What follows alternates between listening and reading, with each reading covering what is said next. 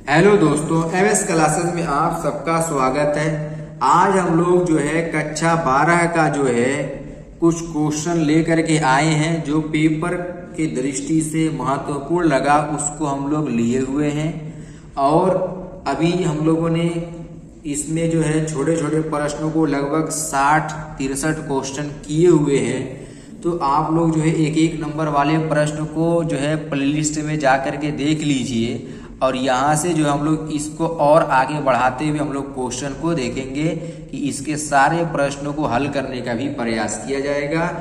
और जितना भी महत्वपूर्ण प्रश्न है सारे प्रश्नों को हम लोग बारी बारी करके लेकर के आ जाएंगे। देखिए, आज का जो हमारा पहला प्रश्न है, प्रकाश वैद्युत प्रभाव क्या है। तो प्रकाश वैद्युत प्रभाव क्या है, छोटी सी सिंपल से डेफिनेशन पूछा है 3 नंबर के अंदर।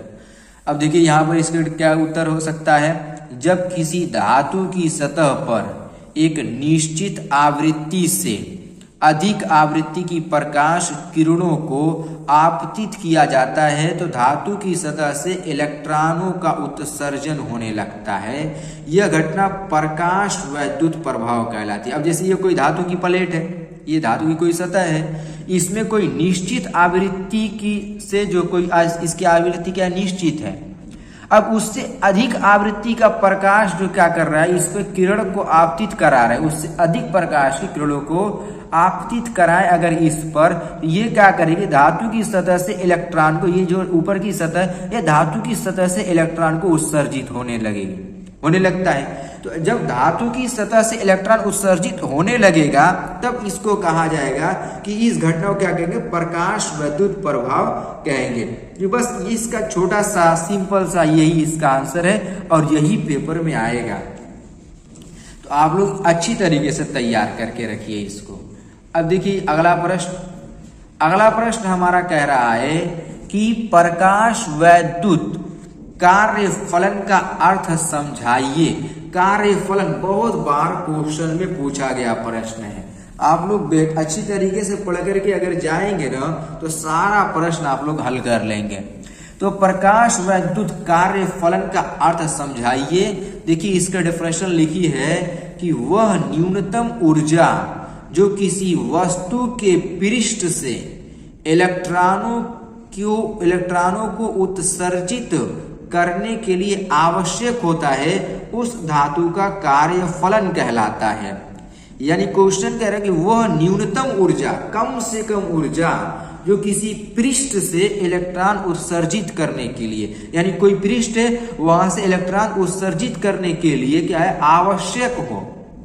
तो आवश्यक यदि अगर होगा, जो उसकी न्यूनतम ऊर्जा की जो आवश्यकता होगी उसी को उस धातु का कार्य फलन कहलाता है। और कार्य फलन को W से प्रदर्शित करते हैं। इसके लिए फार्मूला जो हमारा होता है W = H न्यू नॉट।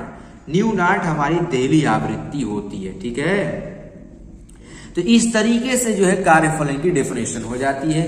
आइए अगले क्वेश्चन पर आते हैं। अगला हमारा क्वेश्चन है कि देहली आवृत्ति से क्या तात्पर्य है। देहली आवृत्ति से क्वेश्चन कह रहा है कि क्या तात्पर्य है, इसको बताइए।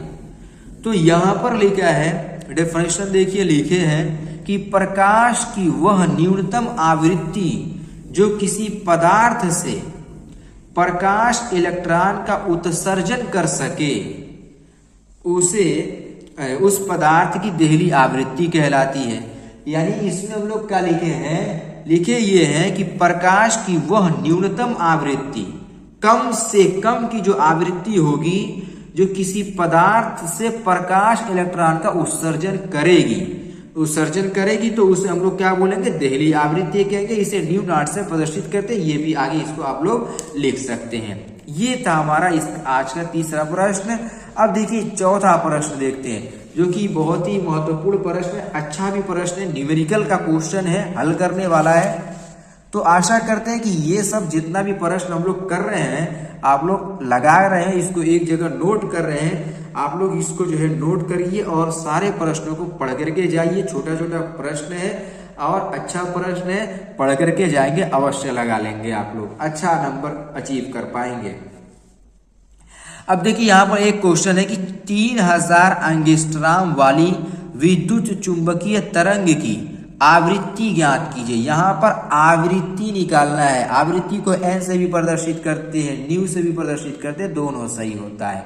कहीं के एफ से भी लिखा रहता है। देखो सबसे पहले क्वेश्चन में हमको दिया क्या है, क्वेश्चन में दिया है 3000 एंगस्ट्रॉम यानी तरंग दैर्ध्य दिया हुआ है। एंगस्ट्रॉम को हम लोग जो है मीटर में चेंज कर लेंगे। कैसे? 3000 गुणे 10 की घात -10 से जब गुणा करते हैं तो ये मीटर में हो जाता है। तो हम लोग इसको क्या लिख सकते हैं कि 3 गुणे 10 की घात -7 मीटर ये लिख सकते हैं। आप लोग समझ सकते हैं। इसको निकालना क्या है, न्यू निकालना है या एन भी लिख सकते हैं। और हम लोग जानते हैं इसमें प्रकाश की चाल की आवश्यकता पड़ेगी। तो निर्वात में प्रकाश की चाल 3 गुणे 10 की घात कितना हो जाता है हमारा 8 मीटर प्रति सेकेंड ये होता है।